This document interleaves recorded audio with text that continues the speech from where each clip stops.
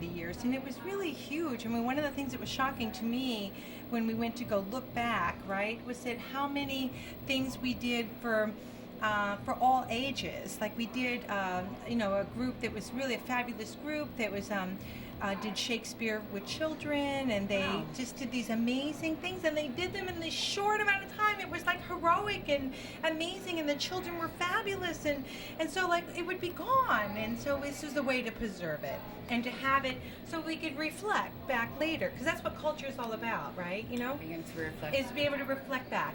And there, there's a very famous story about Winston Churchill, where the generals came to him during the war and they said, we have to cut back on the arts and cultures because we have this war effort. And he said, then why the hell are we fighting? That is a really great quote. Okay, one thing I want to ask is, like, now we've been inside today, we've done a little tour of everything. But when you first bought this place, it was nothing like it is now. Do you want to tell us a little bit about that? Well, a lot of dirty work. When we came in, we came to this floor first, and that we had a young family, a 3-year-old with us at the time, and so we built the floor, and then actually we pulled up the floor and everything from another space in Manhattan. The landlord, I just got through paying for it, and then the landlord was able to evict us, and so I said, oh my God, I just spent like $10,000 on this dance floor and all this stuff, and he said, take it with you, I don't care. And so we said, oh, okay. So we did. We pulled up the floorboards and we moved it over here. And the reason that we really liked this building was because it was reasonably flat.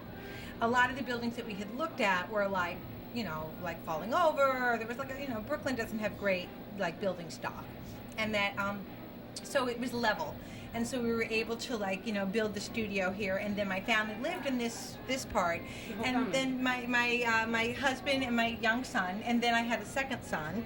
So we lived here until 1990 or something like that, and then my neighbors moved out upstairs, and so we were able to move my family upstairs, and then this floor became a more dedicated space for workshops and office and meeting and media and all kinds of things like that, and also a small performance space.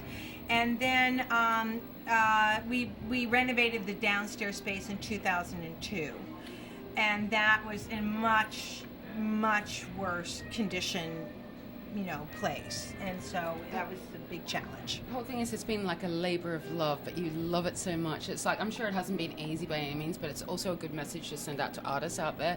If you believe in something, you can make anything happen. It really takes a team, and so yes, you can artists sometimes take it on the chin a little bit too much, and they're like, oh, woe is me, and I have no space or no money or blah blah blah. And artists don't have those things. They don't have a lot of space, they don't have a lot of money, but what they do have is they have a tremendous amount of ideas, and that artists have energy. Artists always have energy, and so they will always make something out of nothing.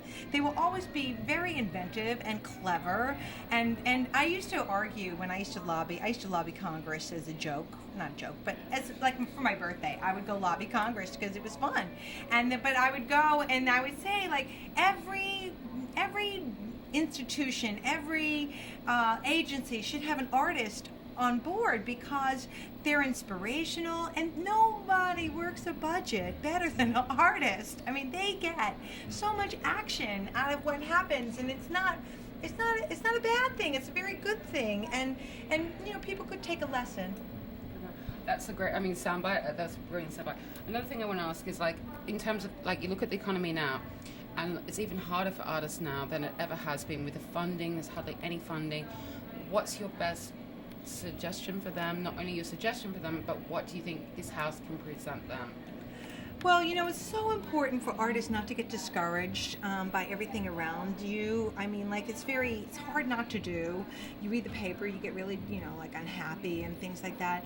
So you shouldn't get discouraged. What you really should do is you should contact people. You should reach out. You should continue to reach out.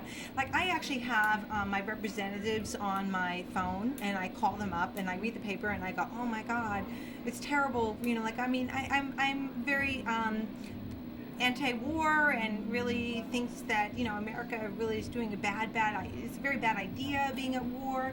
And so I call up my representative and I just say, I'd like to register an opinion, and then I register an opinion, and it makes you feel better, you know. So I think that artists have those opportunities, you know, that they can figure out ways that can pull themselves together. I think it's just really important not to get discouraged, because it's really easy. I mean, like, I'm going to say in my speech downstairs that, you know, I wish I had $1 for every time I told somebody that, you know, Micro Museum was not a furniture store, or it was not like a museum for small things. I mean, like, I know Micro Museum is a little deceiving, but, you know, all you have to do is look in and realize that maybe it doesn't have dollhouse furniture in it, right? And that's what people sort of expect. And so, so it's really, you know, you just have to really stick to your ideas, not get discouraged, and never listen to a doomsayer who's going to tell you can't do it, you shouldn't do it, it's not going to work, it's not going to happen, you know, you're going to look foolish, you're going to be disappointed. And you can never listen to those people, because those people are plentiful and artists are rare. Lovely. One last thing, what is your hopes for the future? Now you've come you're 25 years in. Mm-hmm. What do you want to be 25 years later? Well, you know, we kind of started out as a virtual space, and we will probably end up as a virtual space. I mean, we will always have physical component, but I think that ultimately, you know, we are like very cyber savvy, and so we want to like get more work up online, and we just opened up a new YouTube channel, and we have a whole archive project that's going to take like a million years now. It'll take a couple of years, and then to really go through it and really edit and decide, you know, what's worthwhile saving, what isn't worthwhile saving, because there's, you know, we never threw out anything, and so we have a lot of stuff that really could be edited. But then